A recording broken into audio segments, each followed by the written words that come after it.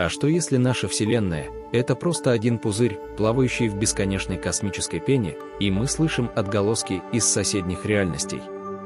Ученые предполагают, что во время Большого взрыва квантовые флуктуации создали бесчисленные пузырьковые вселенные, каждая со своими законами физики, расширяющиеся как мыльные пузыри в многомерном пространстве.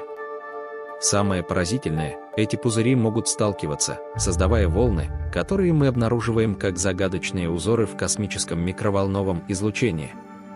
Некоторые физики считают, что уже нашли доказательства этих квантовых отголосков в необъяснимых холодных пятнах космоса. Если бы вы могли заглянуть в соседнюю пузырьковую вселенную, что бы хотели увидеть там другого?